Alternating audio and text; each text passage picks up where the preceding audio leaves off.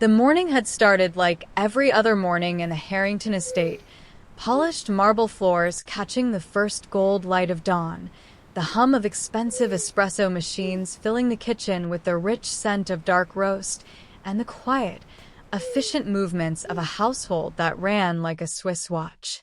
Ethan Harrington, 33 years old and worth a reported $4.7 billion, sat at the head of his 12-seat dining table alone, as he always did, scrolling through the Wall Street Journal on his tablet while his breakfast cooled in front of him.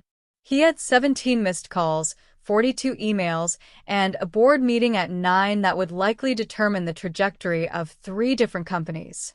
He had, as his assistant often reminded him, the most valuable minutes in any room he walked into. He almost didn't look up. He almost let the small sound pass, the soft, shuffling scrape of tiny feet across the marble entryway, the way he let most sounds in this house pass, catalogued and dismissed in the same half-second. His mind was already 3 steps ahead, already in the boardroom, already thinking about quarterly projections and merger logistics and the offshore accounts his attorneys had flagged the week before. But something made him look up. Maybe it was the sound itself, too small, too uneven, too fragile for the grandness of this house. Or maybe it was something deeper, some instinct he hadn't used in so long that it surprised him when it stirred. Whatever it was, Ethan Harrington set down his tablet, and he looked. She was 3 years old, with her mother's wide brown eyes and a head full of wild, dark curls that hadn't yet been tamed into the neat braids her mother would fix later in the morning. Her name was Lily. He knew that much because he'd heard her name spoken in the soft, urgent whispers her mother used when she thought no one was listening. The little girl was clutching a worn stuffed rabbit to her chest, standing at the edge of the hallway as though she'd wandered away from where she was supposed to be and hadn't yet decided whether to retreat or explore further.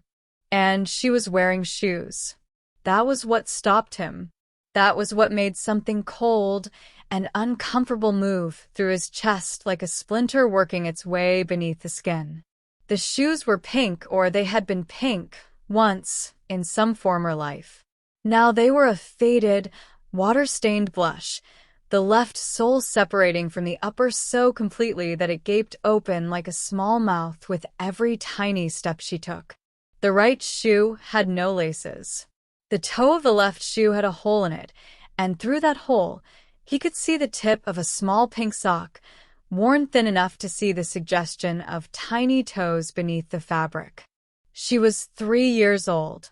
She was wearing shoes that should have been thrown away 6 months ago. And she was standing in his $30 million home, looking at him with those enormous brown eyes like she wasn't sure if he was a person or a piece of very large furniture. Ethan didn't move for a long moment. He sat there in his custom suit, his $1,000 shoes crossed casually at the ankle beneath the table, and he looked at those destroyed little shoes, and something happened inside his chest that he hadn't felt in a very long time. He couldn't immediately name it. He was a man who dealt in numbers, in risk assessments, in calculated emotional distances that had kept him efficient and focused for over a decade. He didn't do sentiment. His therapist, the one he'd seen twice before deciding he didn't have time, had told him once that he'd built very effective walls. He'd considered that a compliment. But those shoes, those tiny, destroyed, beloved shoes with the gaping sole and the missing laces and the hole where cold morning air met a baby's small toes. Those shoes got through every single wall he'd ever built, and they got through them fast. "Hi," the little girl said. Her voice was like something out of a dream, small and round and completely unafraid, the voice of a child who hadn't yet learned that some people were supposed to be intimidating. "Hi," Ethan said back. His own voice came out strange, rougher than he intended. "That's my rabbit," she offered, holding up the stuffed animal for his inspection. One of its button eyes was missing. Its left ear had been loved down to a nub. "He's great," Ethan said. She nodded seriously, as though he'd given the correct answer. Then she turned around and shuffled back down the hallway, the broken sole of her left shoe making that soft scraping sound with every step, and Ethan Harrington sat alone in his $30 million dining room and felt, for the first time in longer than he could remember, something that was going to demand something from him. He found out her mother's name was Sofia Reyes later that morning, when he asked his estate manager with a casualness he didn't quite feel. He already knew her by sight. Of course he did. 28 years old, quiet and precise in her movements, with the same dark curls as her daughter worn back in a tight bun, and the particular kind of careful dignity that people carry when they're proud and struggling and absolutely determined that no one will know how hard things really are. She'd been working in his household for 11 months. She came in 5 days a week, worked 8-hour shifts, kept her head down, and did her job with a quality that his estate manager had noted in her last review as exceptional. 11 months. And in 11 months, Ethan had spoken to her exactly 4 times, all of them brief, all of them transactional. He was not, he understood with a clarity that was beginning to feel uncomfortable, a man who had been paying very much attention. He canceled his 9 o'clock meeting, something that sent his assistant into a quiet spiral of professionalism that he recognized as barely contained panic, and he sat at that dining table for another 20 minutes after Lily disappeared down the hall, and he thought about those shoes. He thought about what it meant that a child in his house was walking on floors he paid $40,000 to have installed, wearing shoes with holes in them. He thought about what Sofia must feel, dropping her daughter off in this place every morning, surrounded by this kind of wealth, carrying whatever she was carrying alone. He thought about the stuffed rabbit with the missing eye and the love-down ear, and the way Lily had held it up for him to see, completely certain that he would care. He thought about the fact that she'd been right. By 10 o'clock, Ethan Harrington had made a decision. By 10:15, he had picked up his phone. And by 11, a plan had been set into motion that none of them, not Sofia, not little Lily, not even the people closest to Ethan himself, could have possibly seen coming. Because the thing about a man who has spent 15 years building walls is that when something finally gets through them, it doesn't make a small hole. It brings the whole thing down. Sofia Reyes had learned, through years of necessary practice, how to make herself small in large spaces. It wasn't a skill anyone had sat her down and taught her.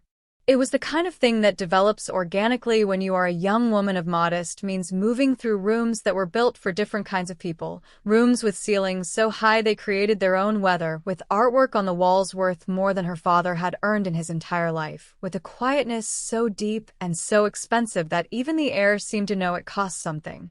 You learn to keep your footsteps light.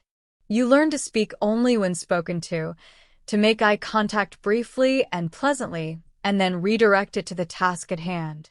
You learned that the best version of yourself, in these spaces, was the most invisible version. She was very good at it by now. What Sofia was not good at, what she had never been able to fully master, no matter how much she practiced, was leaving Lily outside of the equation. For the first 14 months after Lily was born, she'd had her mother to help.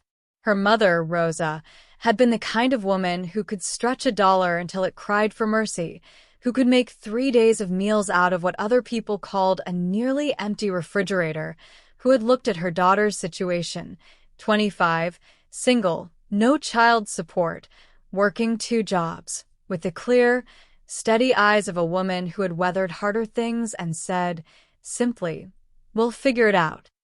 And they had figured it out, together, in a small 2-bedroom apartment in Riverside that smelled like Sofrito and Rosa's lavender lotion. Then her mother had gotten sick.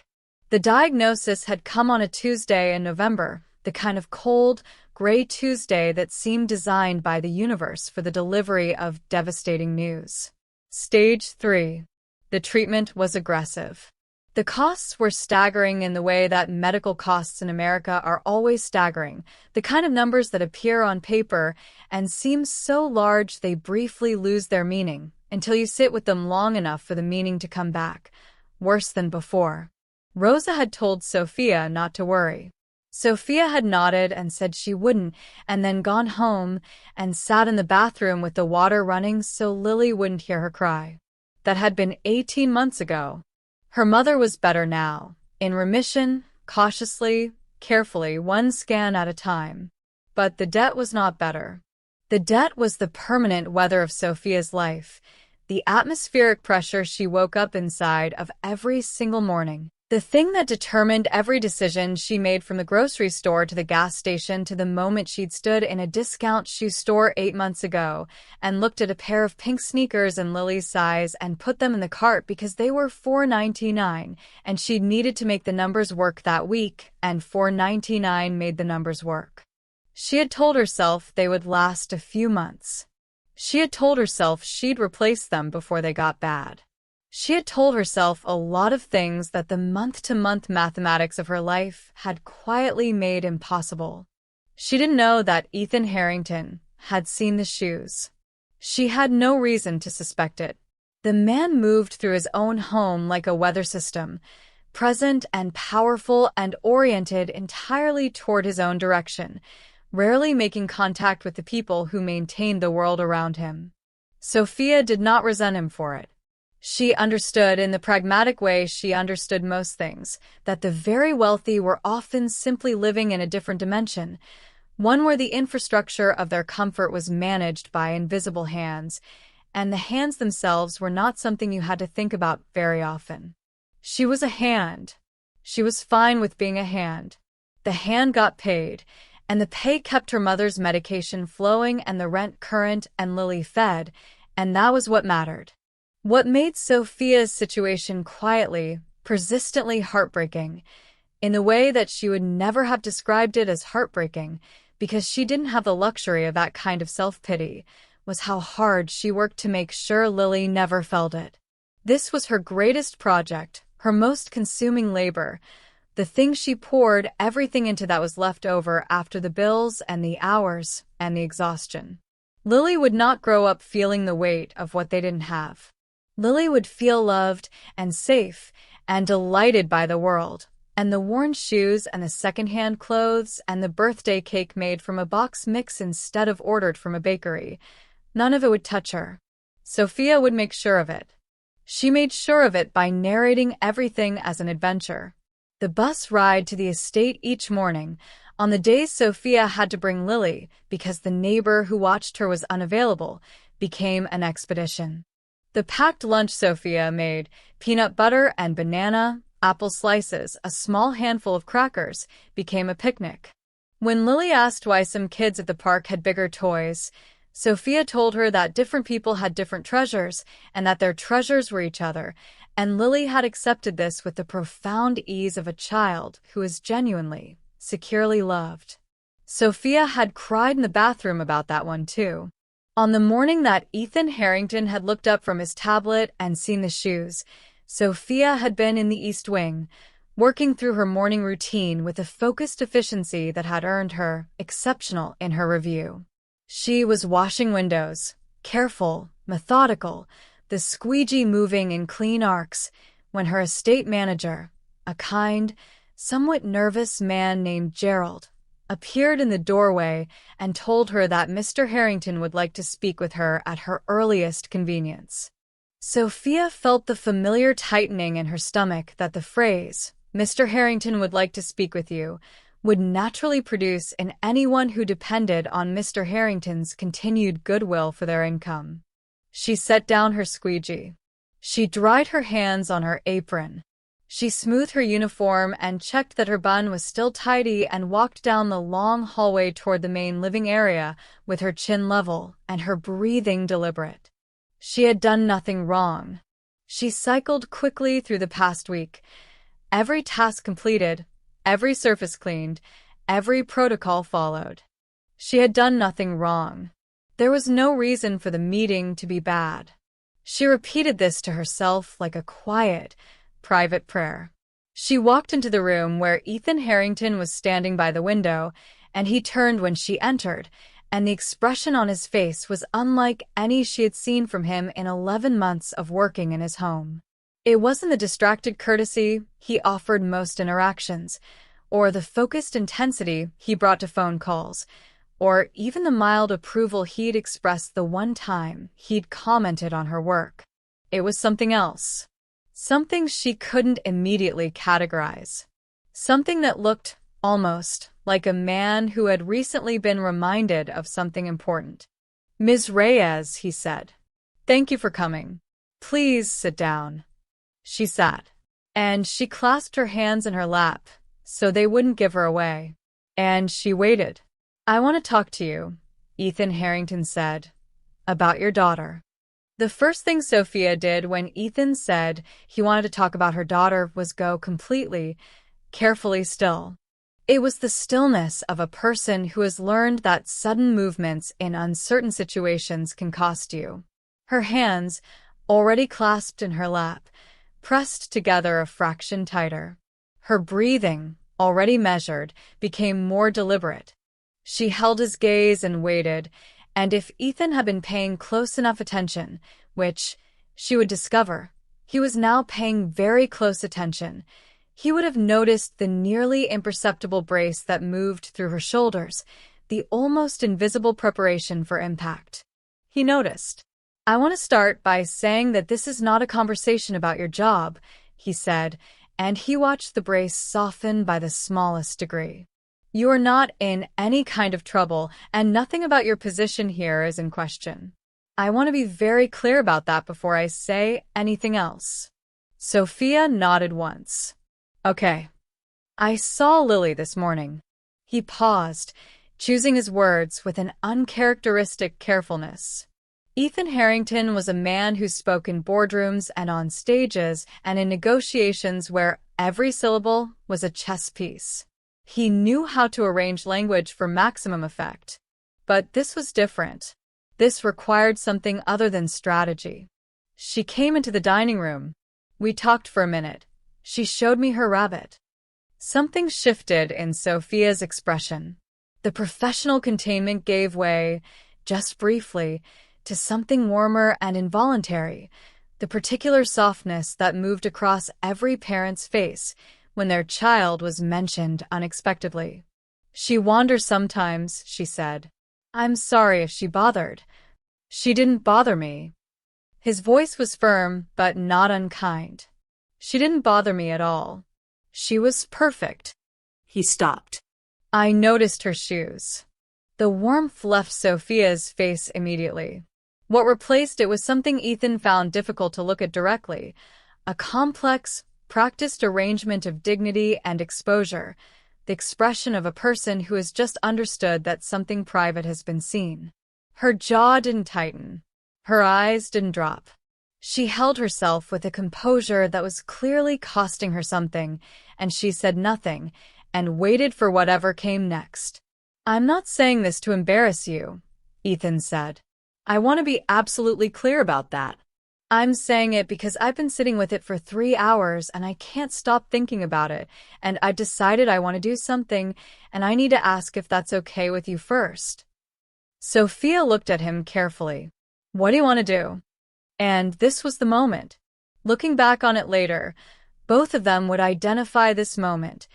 Not the shopping trip that came after, not the revelations that followed, not the extraordinary events of the weeks ahead, as the moment when everything actually changed. Because what Ethan did next was not what Sofia expected. He didn't make an announcement.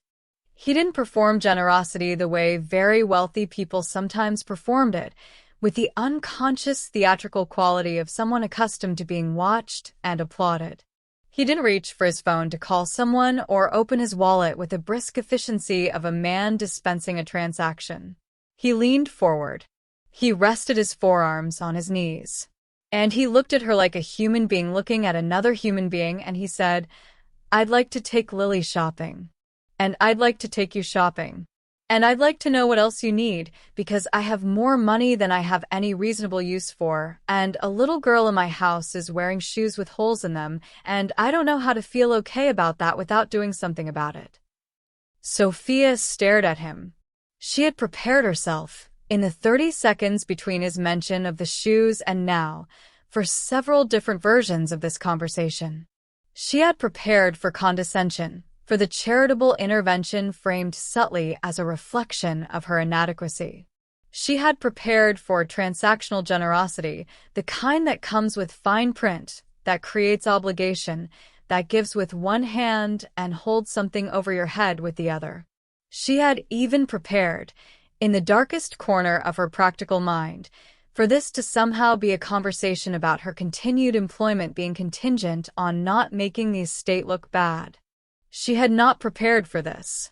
For the leaning forward, for the forearms on the knees, for the expression on his face that was, she now recognized, almost helpless, the expression of a man who had been caught off guard by his own feelings and was now trying, somewhat clumsily, to figure out what to do with them.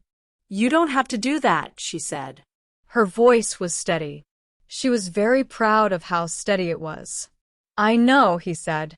"I want to." "I don't need," she stopped. Started again. "We're fine."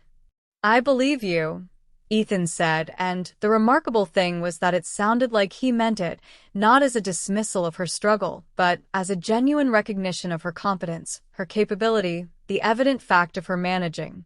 "I believe you're fine. I believe you're doing an incredible job and that Lily is happy and that you're holding everything together." "I can see that." "That's not what this is about." He paused. "This is about the fact that I can help, and not helping feels wrong to me now that I've seen what I've seen. That's it. That's the whole thing." Sofia looked at him for a long moment. In his eyes, dark gray, focused, stripped of the usual professional distance, she saw something she recognized from her own reflection in difficult moments, the look of someone being compelled by something larger than their own comfort toward an action that will cost them the safety of their walls. He was as uncertain as she realized. He was as exposed. He had knocked on this door himself, and now here he was on the other side of it, figuring it out. She thought of Lily's shoes. The gaping sole. The missing laces. The hole in the toe. She had told herself it wasn't that bad.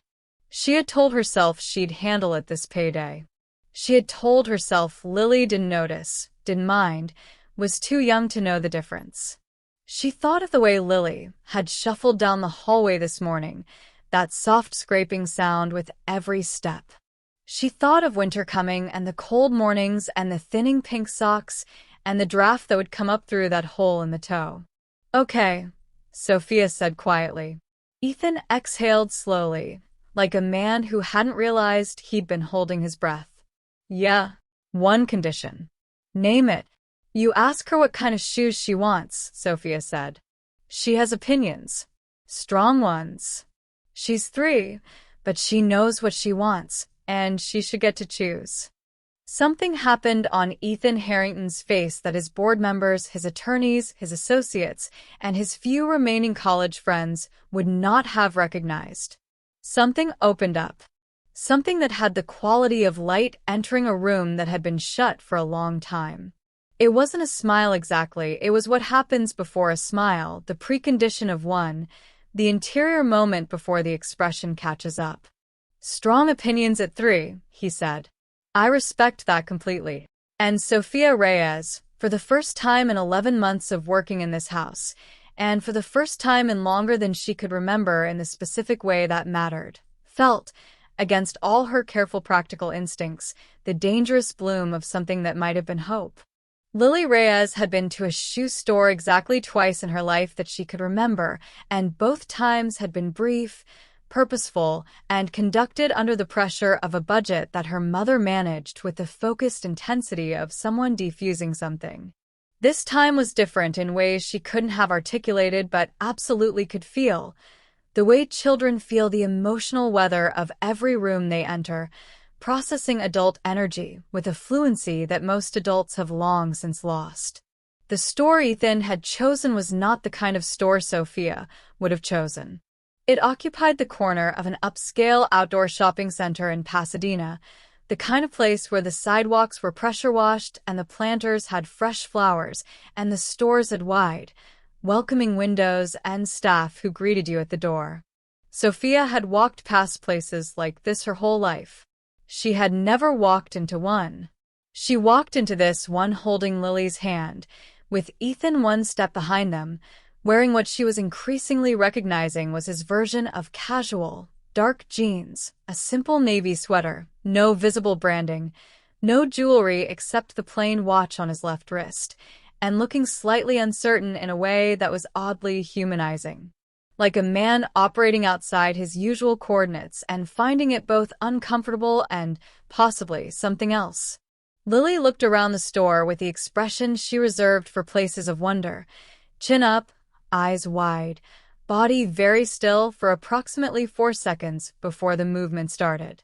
She was wearing the pink shoes. She would wear the pink shoes home too, Sofia had quietly decided, because there was dignity in completing a journey in the shoes you started it in, and she wanted Lily's last memories of those shoes to be the adventure they'd had, not the inadequacy of them. Okay, Ethan said, crouching down to Lily's level with a slight awkwardness that spoke to a man unaccustomed to crouching, or to children, or to both. We're here to get you some shoes. The deal is you pick whatever ones you want. Lily looked at him with the evaluative seriousness she brought to important decisions. Whatever ones? Whatever ones. What if I want the ones with the lights? Then we get the ones with the lights. What if they're really expensive? Something moved through Ethan's face, a brief, complicated expression that Sofia caught and tucked away for later examination. Then we still get them, he said. Money isn't the consideration here. Your feet are the consideration. Lily looked at him for another moment, running her own internal assessment, and then she nodded and turned to face the wall of children's shoes with the purposeful energy of someone who has been given an important assignment and takes it seriously. What happened over the next 45 minutes was, Sofia would later tell her mother, the kind of thing that gets lodged permanently in your memory, not because of its scale but because of its texture, the specific quality of it, the way time seemed to move differently inside it. Lily moved through the store with the absolute authority of a small person in her element, pulling shoes off display racks, holding them up for assessment, requesting them in her size with a clarity and specificity that made the saleswoman smile. She considered and rejected a pair of silver sneakers. They're pretty, but they're not me. She spent 4 full minutes with a pair of rain boots decorated with cartoon foxes before determining that she needed them, even though it wasn't raining, and that need could not be argued. She found the light-up shoes, pink and silver, with little stars that flashed when she walked, and put them on and walked back and forth in front of the mirror with the focused satisfaction of a person who has found their truth. Ethan sat on the bench provided for exactly this purpose and watched with an expression that had traveled quite a long way from the distracted, contained man who scrolled through the Wall Street Journal at an empty table. He watched Lily walk back and forth in the light-up shoes, the stars flashing with every confident step, and his expression had settled into something quiet and full, the way water looks when it's very deep and very still. She's going to get all 3 pairs, isn't she? He said quietly to Sofia, who was standing beside the bench. She's going to try, Sofia said. She hesitated.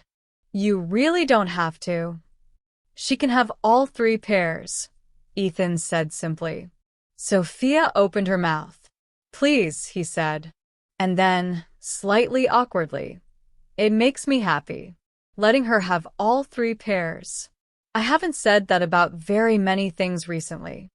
He paused, looking at Lily, who was now requesting a 4th option involving a small kitten embroidered on the toe. I'd forgotten what this felt like. What it felt like. He was quiet for a moment. Wanting to give something to someone, he said, and not because it's strategic. Sofia absorbed this. She thought about what it would be like to have so much that the question of why you gave something could be worth examining. She thought about what walls looked like from the inside. She thought about Ethan Harrington sitting alone at that enormous dining table every morning, surrounded by the machinery of a life that was successful by every measurable standard, and eating breakfast in a room where the only person who had spoken to him this morning was a 3-year-old with a one-eyed rabbit. "4 pairs," Sofia said. Ethan looked at her. "She can have 4 pairs," Sofia said. "But I'm drawing the line there." "4 pairs," he agreed. And this time the smile made it all the way to his face. When Lily walked out of the store 40 minutes later, wearing the light-up shoes, carrying a bag that contained the fox rain boots, the silver sneakers, and a pair of soft suede booties in caramel brown that she'd spotted on the way to the register, she was holding the bag in both arms and had the expression of someone carrying treasure, which she was. Sofia carried a smaller bag containing 2 pairs of shoes for herself that she had tried to refuse 3 times and accepted finally because Ethan had said, with a quiet persistence that was harder to argue with than volume ever could have been, "You spend your whole day on your feet. In my house. Let me help with that. Please." The please had done it. Sofia had discovered that Ethan Harrington's pleases came from somewhere real, and they were very difficult to refuse. In the parking lot, on the way back to the car, Lily suddenly stopped walking. She looked up at Ethan with a very serious expression and held up the bag. "Thank you for my shoes," she said. "You're welcome," Ethan said. "Mr. Rabbit says thank you too. Tell Mr. Rabbit he's very welcome." Lily considered this. Then she held up her arms in a universal toddler gesture of wanting to be picked up, aimed directly at Ethan, with the absolute certainty of a person who has assessed the situation and determined this is a reasonable request. Ethan looked briefly as though he'd been handed a physics problem he hadn't expected. Then he crouched down and picked her up a little awkwardly, adjusting until she settled against his shoulder and wrapped one small arm around his neck with the casual propriety of a child who has simply decided this is where she's going to be. And Lily's light-up shoes flashed small pink stars against the Pasadena afternoon, and Sofia walked beside them, and the ground under her feet felt different than it had this morning, though she couldn't entirely explain why, and she told herself it was only the shoes. The shopping trip should have been the end of it. That was what made sense. The gesture was made, the need was met, the story had a natural conclusion, and the characters could return to their corners of a world that separated them quite efficiently and quite completely. Ethan Harrington could return to his boardrooms and his quarterly projections. Sofia Reyes could return to her carefully managed life. Lily could enjoy her light-up shoes. The walls could go back up. Everyone could go back to being exactly who they'd been before. The problem was that the walls didn't go back up. It started small. The following Wednesday, Ethan came home from a meeting to find Lily sitting in the kitchen with the cook, Mrs. Patterson, who had apparently decided that the best use of a 3-year-old underfoot was to let her push the button on the stand mixer. Lily was doing this with expressions of profound scientific satisfaction, watching the batter spin, and Ethan stopped in the doorway and watched for a moment, and then walked to the refrigerator and poured himself a glass of water, and sat at the kitchen island, and, without making a decision about it, simply stayed. "She's teaching me to cook," Lily informed him, not looking up from the mixer. "I can see that," Ethan said. "What are we making?" "Muffins. For Mama." "What kind?" "The ones with the blueberries." "Good choice."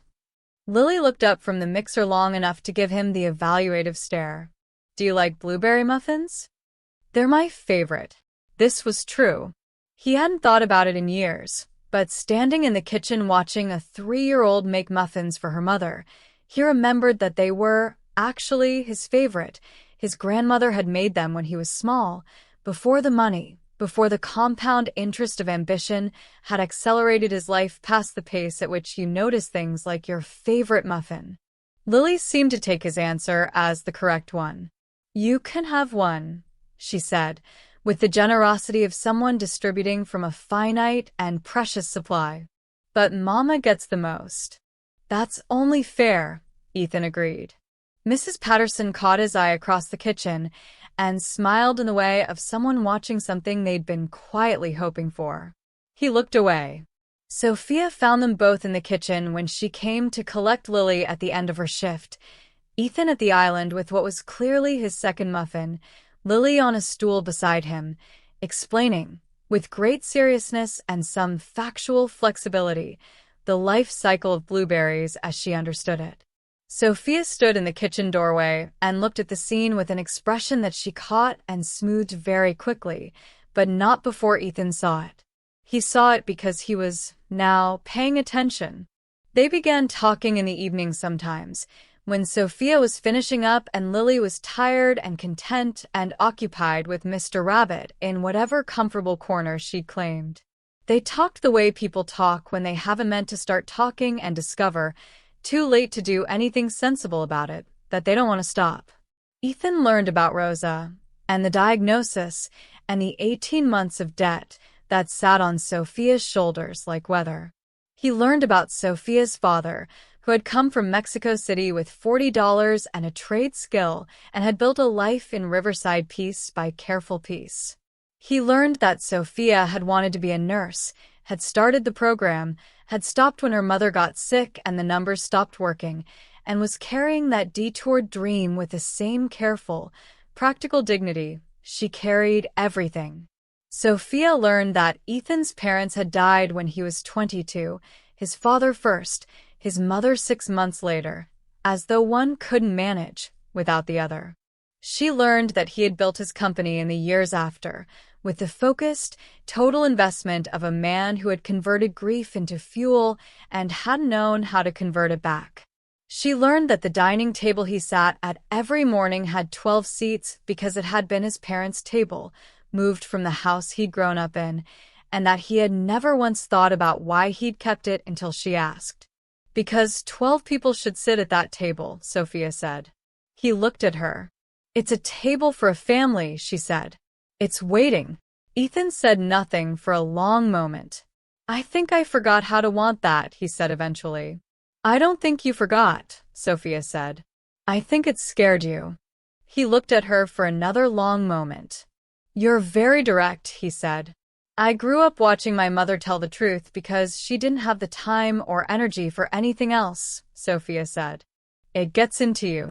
It was around this time that Ethan asked Gerald to quietly look into what it would take to clear Sofia's mother's medical debt. Gerald, who had worked for Ethan for 9 years and had developed a finely calibrated sense of what his employer's instructions actually meant, asked no clarifying questions and made no comment. He simply said, "Yes, sir," and handled it.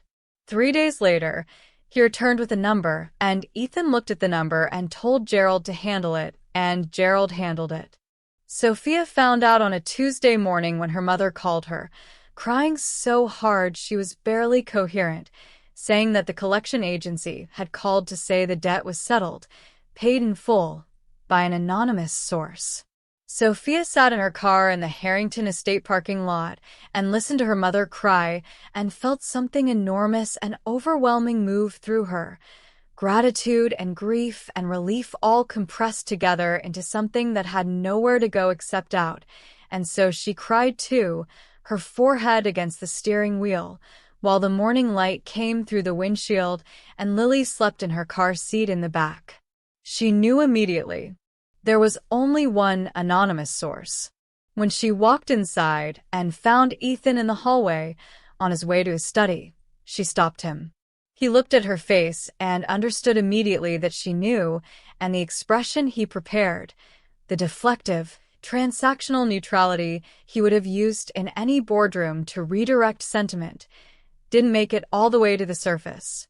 Because she looked at him the way she had that first day in the living room, the day of the shoes, clear-eyed and direct and costing him nothing, and she said, Thank you. He nodded once. That was the most important thing anyone has ever done for me, she said. He looked at his shoes. Then back at her. Your mother should be able to get better without that weight on you, he said. That's all. It's not complicated. It is to me, Sofia said. I want you to know that. They stood in the hallway of the $30 million house. Two people who had started this story in completely different worlds and looked at each other in the way of people who are realizing, with equal parts wonder and alarm, that the distance between their worlds has become surprisingly, unexpectedly navigable. Sofia, Ethan said. I know, she said. I'd like to, he stopped. Started again. I'm not good at this. No, she agreed kindly. But I'd like to try, he said. If that's something you'd be open to. Sofia was quiet for a moment, running her practical mind over the complications, the distances, the very many reasons this was complicated and unusual and possibly inadvisable. She ran through all of it quickly and efficiently, as she ran through everything. Then she thought of Lily in the parking lot in Pasadena, arms up, certain of her welcome. She thought of blueberry muffins at a table built for 12. She thought of the look on his face when he'd said he'd forgotten what it felt like to want to give something to someone without it being strategic. Yes, she said. That's something I'd be open to. 6 months later, the dining room table at the Harrington estate had been moved. Not far. It was still in the same house, still the same table, the same 12 seats, the same dark oak that had held the weight of the Harrington family's meals through 2 generations. But it had been moved from the formal dining room into the kitchen-adjacent space that the interior designer had called a breakfast area, and that had, in practice, become the actual center of the house, the room where the morning sun came in brightest, where the smell of coffee and something baking was almost always present, where you could hear the sounds of the kitchen and the sounds of the backyard through the glass doors that opened onto the garden. It was Lily's idea, technically. She had announced one morning, with the sovereign authority she brought to household arrangements, that the big table was too far from the kitchen, and that you had to walk too long to get your food, and that it was lonely in there. She had said this last part with a 3-year-old's precision, lonely in there, and the words had landed with an accuracy that no adult in the room had managed to evade. The table had been moved the following weekend. It seated 12. On Sunday mornings it was full. Rosa Reyes came every Sunday, 3 months into remission and stronger every week, with the lavender lotion and the ability to make a meal out of whatever was in a refrigerator, and the particular way she had of looking at her daughter that said, I am here, and I am proud, and I am not done yet. She came with Sofia's cousin Marisol, who was 26 and funny in the dry, quick way of someone who had grown up making humor out of difficulty, and Marisol's boyfriend, who was quiet but helped with the dishes without being asked and had therefore been immediately approved. Gerald came because it had turned out that Gerald had eaten lunch alone at his desk for 9 years and was, once invited, a person of remarkable warmth and surprising expertise in obscure board games. Mrs. Patterson came and brought things. Ethan's college roommate, Marcus, came once and then kept coming and brought his wife, Diane, who talked to Rosa for 3 hours the first time they met and left with her phone number and the recipe for the muffins.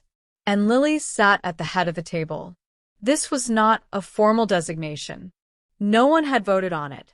It had simply happened organically, the way the truest things happen. One Sunday she had climbed into the chair at the head of the table, the chair that had always been empty, and declared that she could see everyone from here and that she was going to sit here, and that was that. She wore the light-up shoes every Sunday, flashing small pink stars against the kitchen floor as she moved from person to person in the trajectory of someone making absolutely certain that everyone at her table had what they needed. She had gotten this from her mother. The whole table could see it. Ethan sat to Lily's right. This was also not formal, and was also completely decided. He sat there with the particular quality of a man who had learned, over 6 months of Sundays, what it felt like to have somewhere to be that he hadn't engineered, somewhere that expected nothing from him except his presence, and found that presence genuinely wanted. He sat there and drank his coffee and listened to the noise of 12 people filling a table that had been built for exactly that purpose. And he looked down the table to where Sofia was laughing at something Marisol had said, her head thrown back, her whole face open and unguarded in the way it was on Sunday mornings, in a way he decided was one of the most beautiful things he'd seen, and he felt something that had no boardroom equivalent. He felt home. There had been a moment, 2 months prior, that he returned to often. They had been in the garden in the late afternoon, Sofia, Lily, and Ethan, and Lily had been investigating something in the flower bed with the serious scientific focus she brought to investigations, and Sofia had been sitting on the steps with her shoes off and her face tipped up to the last of the sun. Ethan had been standing beside her and had, without planning it, reached down and taken her hand. Just that. Just her hand in his, standing in the garden while Lily reported her findings from the flower bed to an audience of one bored butterfly. Sofia had looked at their joined hands for a moment, then up at him. And then she'd looked back at the garden, at her daughter in the afternoon light, and she'd leaned her head back against his leg in the easiest, most natural gesture, the gesture of someone who has decided that a thing is safe and real and worth leaning into. They had stayed like that until Lily came to show them the worm she'd found and express strong opinions about its housing arrangements. He had taken Sofia to dinner, formally, 3 times. He had met Rosa, who had assessed him with the direct, clear eyes of a woman who had survived a great deal and trusted no one until they'd earned it, and told him afterward, in Spanish, which he was learning slowly, that he seemed like a man who had been lonely for a long time and didn't know it. He had nodded and said he thought that was probably right. Rosa had nodded back and returned to her muffin, which seemed to constitute provisional acceptance. He had started sleeping better. He had started arriving at meetings with something his assistant described, privately, as a different energy. Still sharp, still focused, but no longer running on the compressed, slightly frantic fuel of a man with nothing outside of work to balance against work. He had started leaving the office at a reasonable hour on Sundays. He had started noticing the quality of the morning light. He had put Lily's drawing on his refrigerator.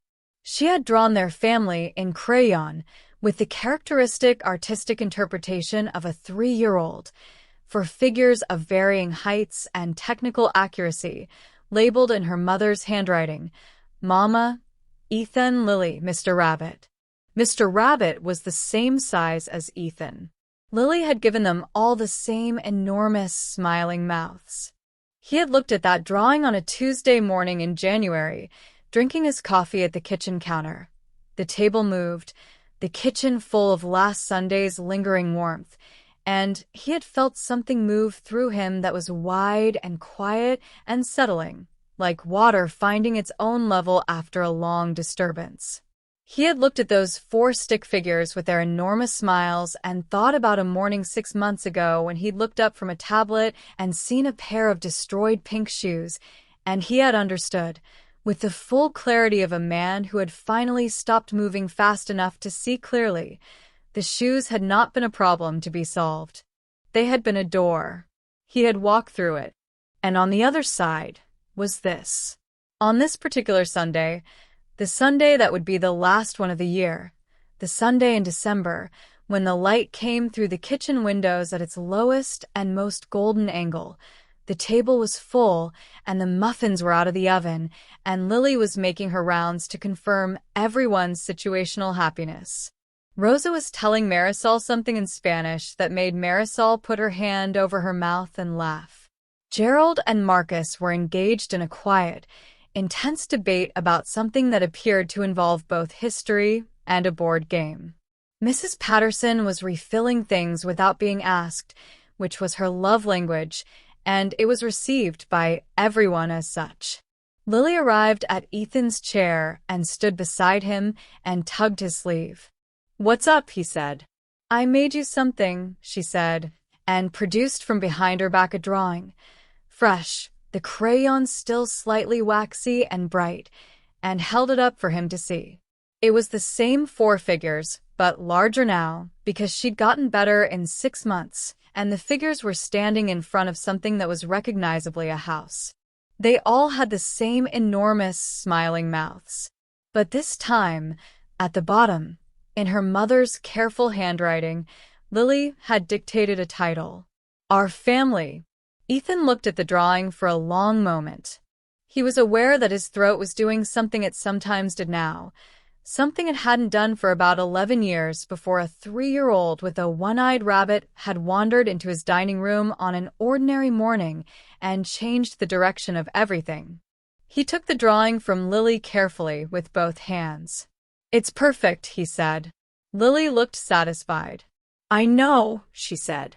"Can I have a muffin?" "You can have 2 muffins. Mama says 1.